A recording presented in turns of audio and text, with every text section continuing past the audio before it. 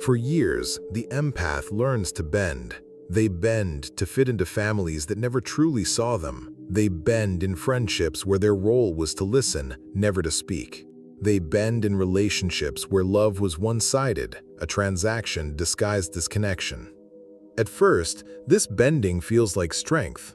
After all, isn't it noble to be the one who understands? Isn't it virtuous to be the one who forgives? But over time, the bending becomes breaking. Each time they ignore their own needs, a fracture forms. Each time they silence their pain, a crack appears. And still, they continue to bend, telling themselves that this is what good people do. That love means tolerance without end. That compassion is measured by how much pain one can endure without complaint. But here is the truth few dare to admit. Compassion without boundaries is not compassion. It is self-destruction disguised as virtue. The empath begins to feel this truth not in words, but in their body.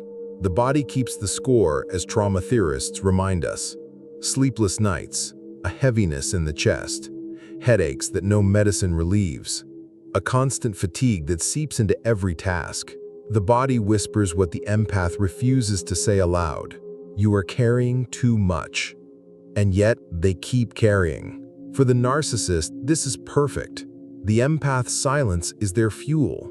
The empath's forgiveness is their safety net. The empath's endless bending keeps the narcissist's world intact.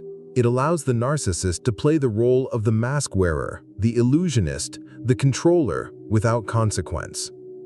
But deep down, something shifts. A quiet rebellion begins. The empath starts asking questions they had never dared to before. Why is my pain always the price of keeping peace? Why do I understand everyone, but no one understands me? Why is forgiveness demanded of me, but never offered to me? These questions do not vanish. They circle, they echo, they press against the silence like fists against a locked door.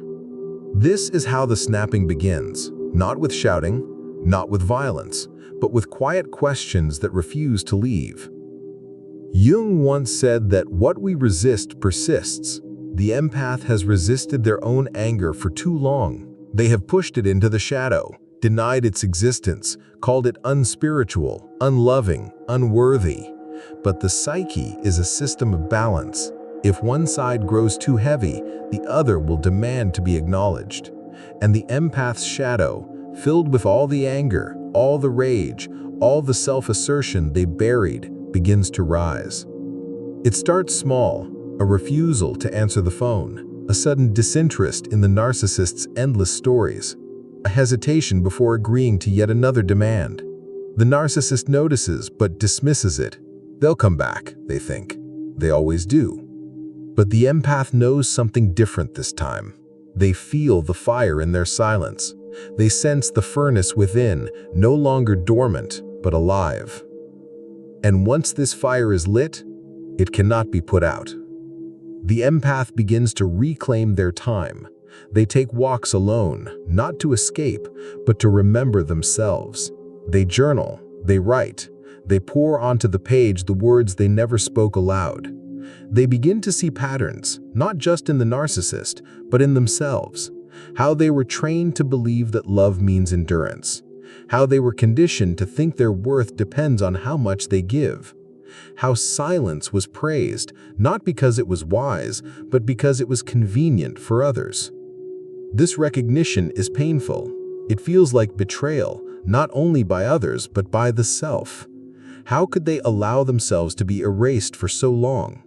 How could they confuse sacrifice with love? But this pain is also the beginning of liberation, because once the empath sees the truth, they cannot unsee it.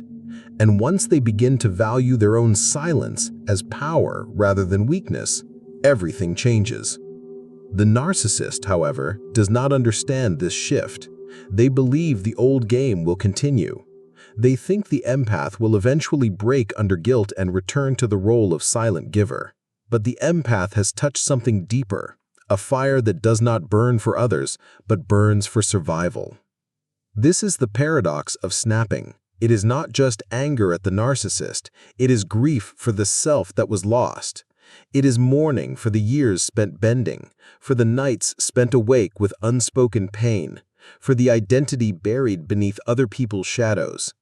The empath does not simply erupt at the narcissist, they erupt at the system that taught them silence was the only way to be loved. And this eruption is transformative, because once the fire is out, it does not only burn the abuser, it clears the space for something new to grow. The empath begins to say no. At first, the word feels foreign, heavy on the tongue, but each time it is spoken, it grows lighter. No, I will not be your emotional container anymore. No, I will not silence my truth to keep your mask intact. No, I will not keep giving when you only take. The narcissist panics. They threaten, manipulate, guilt. They try every mask they know. The victim mask, the angry mask, the charming mask. But none of it works anymore. Because the empath has stepped out of the old dance. The empath has remembered their fire. And here is the part the narcissist never saw coming. The empath's silence was never weakness, it was the gathering of strength. The bending was never surrender, it was the storing of energy. And when the empath finally snaps, the one who seemed weakest becomes the most dangerous of all. For the empath's fire is not blind rage, it is not reckless destruction. It is precise, it is sharp, it is cleansing. It exposes the truth with a clarity that no narcissist can withstand. And once the fire is burned, there is no going back. The empath has changed. Their silence is no longer for others, it is for themselves. A silence that holds peace, not repression. A silence that glows, not hides. The furnace has released its fire. The empath has stepped into their strength. And the world, for the first time, must see them not as the quiet one, not as the giver, not as the shadow carrier, but as the flame that cannot be contained. The empath's silence breaking is only half of the story. To truly understand the moment when the empath snaps, we must step into the shadow theater of the narcissist. This is where illusions are crafted, where masks are worn and replaced with the skill of an actor who has rehearsed their part since childhood. Every narcissist survives through performance. Their sense of self is fragile, fractured, and built on hollow ground. Without the mask, there is unbearable emptiness, a core filled not with love, but with shame. And so they create characters to hide behind: the charming lover, the loyal friend, the misunderstood victim, the confident leader. Each role is designed with precision, each mask crafted to win admiration or sympathy, to extract what they cannot generate within themselves. The empath, often unaware of their own vulnerability, is the perfect stage partner. Where others might question the performance, the empath leans in with belief. They see not just the mask, but the possibility of who the narcissist could be. They extend compassion to the wounded child hidden behind the performance. They offer forgiveness, patience, and endless energy, hoping that one day the mask will drop and reveal something real. But what they do not see, at least not at first, is that the narcissist does not wear one mask. They wear many. And each mask is switched depending on who stands before them. When the empath begins to set boundaries, the narcissist instinctively shifts roles. The charm returns first: sweet words, soft apologies, promises of change. I see what I've done, I'll do better. The empath, already exhausted, wants to believe. Forgiveness is their natural instinct, and so the cycle threatens to repeat. But this time, something is different. The empath is no longer blinded by words. They watch more carefully. They notice how the apologies come only when consequences are near. They see how the promises fade the moment the tension passes. They observe the way love is weaponized, offered as a prize, withheld as punishment. And suddenly, the mask does not look like sincerity. It looks like theater. When the charm fails, the narcissist turns to the victim mask. "You're abandoning me. Everyone always hurts me. I gave you everything." They cry, not because they feel remorse, but because they feel threatened. The empath's boundaries are experienced as betrayal. The empath's silence feels like an attack. And so the narcissist weaves a story in which they are the wounded one, and the empath, unbelievably, becomes the villain. This is one of the cruelest manipulations. For the empath who has spent a lifetime carrying the pain of others, this accusation cuts deeply. The empath questions themselves. Am I being too harsh? Am I abandoning someone who needs me? For a moment, guilt seeps back in. The narcissist counts on this moment, thrives on it, presses it like a blade. But then comes the turning point. The empath, now more awake, sees through the performance. They realize the tears come only when control is threatened. They see that the victimhood is not a cry for healing, but a tactic to restore power. And suddenly, the stage lights flicker, the illusion fins, and the mask begins to slip. What emerges beneath is not sorrow, but rage. When charm and victimhood no longer work, the narcissist reveals their final mask, the face of fury. It is here that the fragile self beneath the performance becomes most visible. Every insult, every threat, every attempt to break the empath back into silence is not power, but desperation. It is the frantic scream of someone who cannot exist without control. And this is where Jung's insight cuts through the darkness. He warned that what we refuse to confront in ourselves, we project onto others. The narcissist, unable to face their own shame, hurls it outward. The empath becomes the container for every wound the narcissist cannot acknowledge. But when the empath begins to reject this role, the narcissist is forced to face the unbearable truth. Their masks cannot hold forever. For the empath, this realization is both devastating and liberating. They see that the person they loved was never fully real. They see that the connection they fought for was built on illusions. This truth feels like mourning a ghost, grieving not the loss of what was, but the loss of what never truly existed. And yet, in this grief, there is also clarity. The empath no longer confuses love with sacrifice. They no longer confuse forgiveness with erasure. They begin to see the mask not as something they must fix, but as something they must escape. The narcissist, however, does not fade quietly. They escalate, they smear, they lie, they manipulate others to believe their story. They fight to keep control, for without it, they fear annihilation. But the empath, having touched their inner fire, is not so easily swayed. Each attempt to drag them back into the old performance only confirms the truth. The relationship was never balanced, never honest, never real. And so the empath steps off the stage. They leave the theater, no longer willing to play a role written for them. And for the first time, the narcissist faces the silence they always feared. The silence not of submission, but of absence. The silence is devastating. For without an audience, the performance collapses. Without someone to absorb their projection, the narcissist is left with their own emptiness. This is the punishment they never anticipated, the consequence they never imagined. The empath, meanwhile, begins the long work of rebuilding. The masks of the narcissist no longer define their reality. They reclaim their narrative, their time, their energy. The theater has burned, and though the ashes remain, the fire has cleared the ground for something new. And in this moment, the empath begins to understand something profound.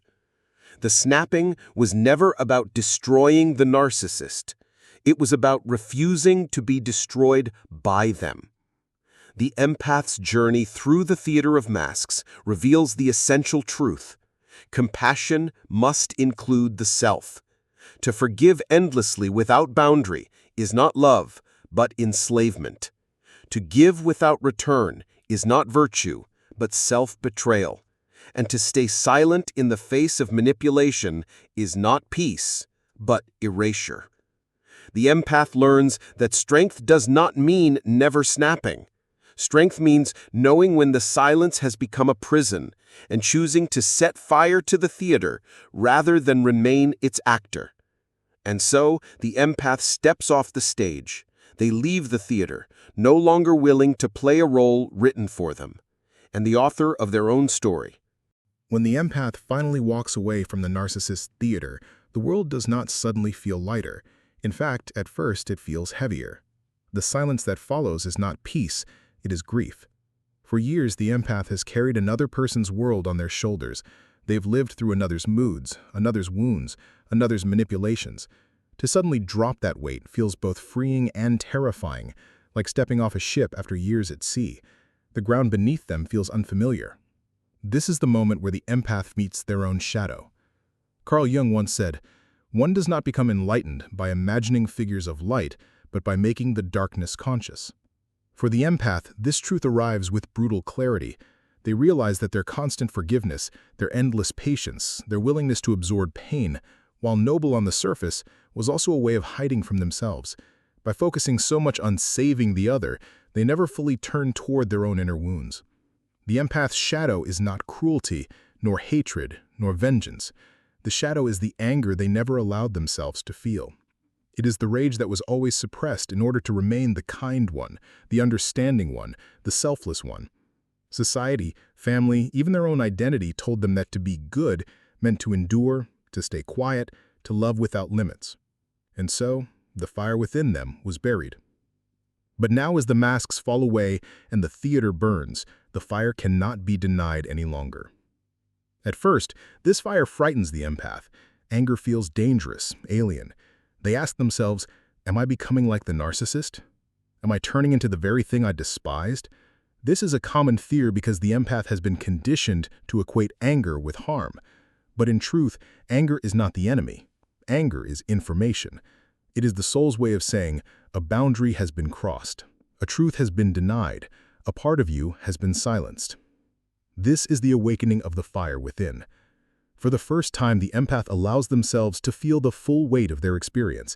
They recall every time their kindness was exploited, every time their silence was mistaken for weakness, every time their forgiveness was treated as permission. And instead of burying these memories beneath compassion, they let themselves burn. The burning is not destructive, it is cleansing. It is here that the empath begins to see the deeper pattern. Their attraction to the narcissist was not random, it was archetypal. The empath has long been the giver, the one who heals, the one who sacrifices. This role was often born in childhood, where they may have learned to survive by meeting the needs of others, silencing their own. They learned that love was conditional, that acceptance required self-erasure. And so, as adults, they found themselves drawn to those who repeated the pattern, those who needed constant care, constant validation, constant rescue. But now, facing their shadow, the empath begins to question this story. Why must love mean losing myself? Why must my worth depend on how much pain I can absorb?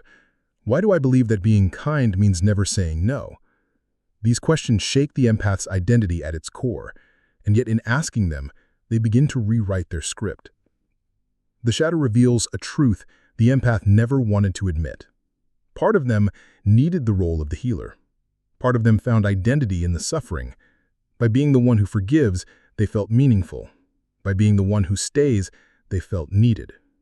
By being the one who sacrifices, they avoided facing the fear that maybe, just maybe, they were worthy of love without condition. This is the most painful revelation because it means that the empath's suffering was not only imposed from the outside, it was also unconsciously chosen. But in this realization lies the first taste of freedom. If the empath played a role, they can step out of it. If they carried a script, they can burn it. If they clung to an identity that no longer serves them, they can write a new one. The shadow becomes a mirror.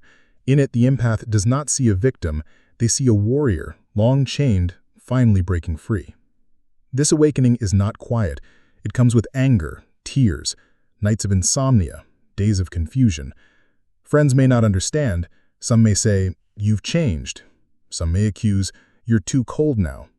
But the empath knows the truth. They are not becoming cruel. They are becoming whole. Wholeness requires shadow. To deny anger, to deny the need for boundaries, to deny the right to say no, this is to deny half of the self. And a half-self cannot survive. Jung called this the process of individuation, the integration of all parts of the psyche, light and dark. For the empath, individuation means accepting that kindness without strength is weakness, and strength without kindness is cruelty. Only by holding both can one truly live. This realization is what the narcissist never imagined. They thought the empath's patience was infinite, their silence permanent. They believed the performance would last forever.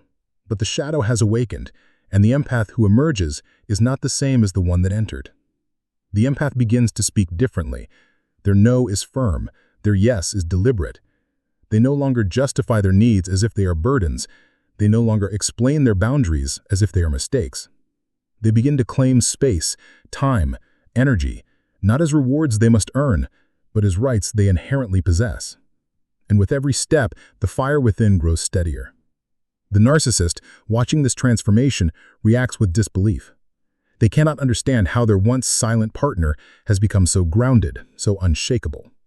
They throw insults, launch guilt, attempt to bait the empath back into the old script. But the empath no longer dances on command. The fire has burned away the strings. The empath, however, does not walk away bitter. They walk away clarity. They understand now that their compassion is still their greatest gift, but it must be directed inward as much as outward. They see that their empathy is not meant to be drained endlessly by others, but to guide them toward authentic connection. They realize that love is not proved through suffering, but through mutual respect, presence, and truth. This is the rebirth of the empath. The shadow once feared becomes an ally. The fire once suppressed becomes a guide. And the empath, once trapped in silence, begins to speak with a voice that is both tender and unbreakable. The world, for the first time, meets not the mask of kindness, but the full human being. A being who forgives, but not endlessly. Who loves, but not blindly. Who stays, but only when the staying does not cost their soul. And it is here that the empath discovers a paradox. By embracing their shadow, they become more compassionate than ever, not because they sacrifice more, but because they no longer give from emptiness. Their love is no longer an attempt to fix or to save. It is a choice, a gift, freely offered, rooted in strength. The empath's awakening is not the end of the story.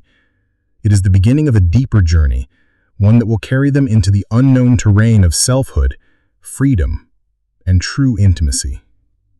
But for now, standing in the fire of their own shadow, they finally understand the meaning of snapping. It was never about breaking apart. It was about breaking free. When the fire of the empath's shadow has done its work, when the masks have burned and the theater of lies has collapsed, a strange silence follows. But this silence is different from the earlier one. It is no longer the silence of suppression, but of possibility. It is the silence of standing in a wide, open field after a storm, where the air is clean, the ground is fresh, and everything feels ready for something new to grow. For the first time in years, the empath is no longer weighed down by the constant pull of someone else's needs. No longer trapped in cycles of guilt and manipulation, they feel the quiet hum of their own life force returning. At first, it is disorienting. For so long, their identity was tied to the suffering of another. Who are they, now that they are free? This question is both frightening and liberating. Carl Jung often spoke of individuation, the process of becoming whole, of uniting all parts of the self into a single, integrated being. For the empath, this stage marks the beginning of that process. They are no longer defined by being the healer, the forgiver, or the one who understands. They are no longer trapped in archetypes of self-sacrifice. Instead, they begin to explore the parts of themselves that were long hidden, the parts that desired joy, creativity, play, ambition, even power. Yes, power. For years, the empath was taught to fear this word. They believed power meant domination, cruelty, the very traits they saw in the narcissist. But now they realize that true power is not about control, it is about presence. It is about owning one's life without apology, about standing rooted in truth without bending to every storm. The empath begins small. They set boundaries in conversations. They say no without guilt. They ask for what they need without shrinking. These may sound like small victories, but for the empath, they are revolutions. Each act of self-respect is a declaration. I exist. My needs matter. My voice will not be silenced again. And something fascinating happens. People respond differently. Those who once drained them fall away, unable to thrive in the new field of clarity. But others are drawn closer. People who value mutual respect, who give as much as they receive, who see the empath not as a source of endless supply, but as an equal. For the first time, the empath experiences relationships that are balanced, nourishing, and real. This is where the rebirth truly takes root. The empath begins to rediscover passions that had been buried: art, writing, travel, friendships, spiritual practices. All the parts of life that were once sacrificed for the sake of holding someone else together now return with new energy. The empath is no longer living reactively, constantly responding to the chaos of another. They are living deliberately, choosing where their energy flows. And yet this rebirth is not just external. The deeper transformation is internal. The empath no longer sees themselves as too much or not enough. They no longer apologize for their sensitivity. Instead, they recognize sensitivity as strength, the ability to feel deeply, to notice what others miss, to connect with life in ways that are profound and meaningful. What once felt like a burden now becomes their gift. But here's the key difference. They no longer give that gift recklessly. They no longer hand over their light to anyone who asks. Instead, they guard it, nurture it, and share it with discernment. They have learned the hardest but most essential truth: not everyone deserves access to their soul. This truth is what makes them dangerous to those who once fed on them. Because a healed empath, a reborn empath, is not just kind, they are powerful. They cannot be manipulated with guilt. They cannot be trapped in cycles of endless forgiveness. They cannot be controlled by fear of abandonment. They have touched the darkness, embraced it, and come back stronger. Carl Jung called this integration. The empath calls it freedom. And freedom has a ripple effect. When one empath heals, they become a mirror for others. Friends, family, even strangers notice the shift. They see someone who has walked through fire and emerged not broken, but luminous. They see someone who once bent under the weight of others, but now stands tall, unshakable. And quietly, something stirs in them. If they can rise, maybe I can too. This is the empath's quiet revolution, not in fighting battles on the outside, but in embodying wholeness so completely that others are inspired to do the same. But let's be clear, rebirth does not mean perfection. There are still days of doubt, moments of old wounds resurfacing, flashes of the past returning like ghosts. Healing is not linear, and freedom is not a straight road. But the difference now is that the empath no longer fears these shadows. They have already faced the darkest parts of themselves. They know that pain is not a prison, it is a teacher. And with each lesson, they grow stronger. They understand now that forgiveness is still possible, but it has changed shape. It is no longer the cheap forgiveness that allowed cycles to continue. It is a deeper, more sacred forgiveness, one that releases the past without reopening the wound. They forgive not to let the narcissist return, but to let themselves move forward unchained. In this stage, the empath often feels something they thought they would never feel again: gratitude. Gratitude not for the pain, but for the transformation. They see that their suffering forced them to awaken. They see that without the betrayal, they might never have met their shadow, never have found their fire, never have reclaimed their power. It is a strange paradox. The wound that nearly destroyed them has become the doorway to their rebirth. From this place, the empath no longer seeks revenge. Revenge belongs to the old cycle. Instead, they focus on creation. They create a life that reflects their truth. They create relationships that honor their boundaries. They create a future that is rooted not in fear, but in freedom. And slowly, the world begins to feel different. The empath no longer walks on eggshells. They no longer wonder if they are enough. They no longer fear losing someone because they have found themselves. This is the ultimate rebirth, realizing that they were never meant to be saviors, martyrs, or victims. They were meant to be whole human beings, alive in both light and shadow, giving and receiving, loving and protecting, open and grounded. The empath rises from the ashes, not as who they were before, but as someone entirely new. They carry the scars, yes, but the scars are no longer chains. They are symbols of survival, reminders of battles fought and won.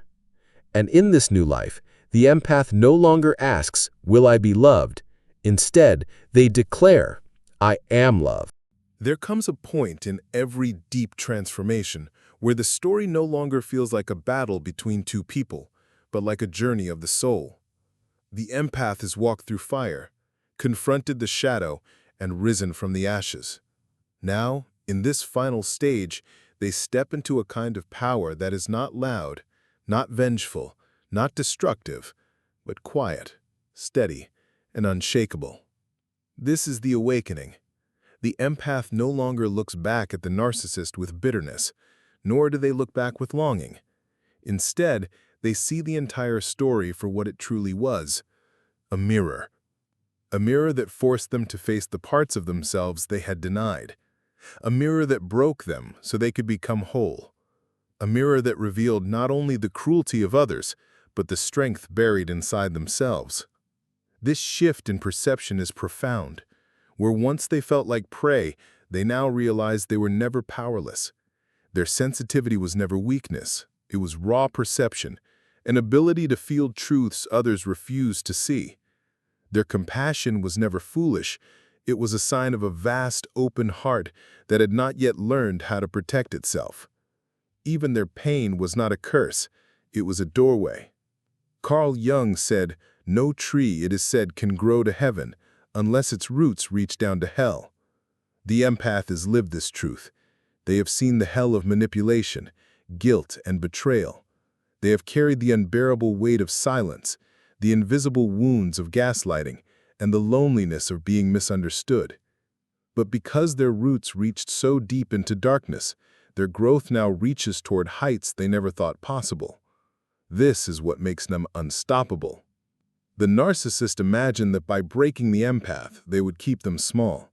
But in reality, the breaking was the beginning of expansion.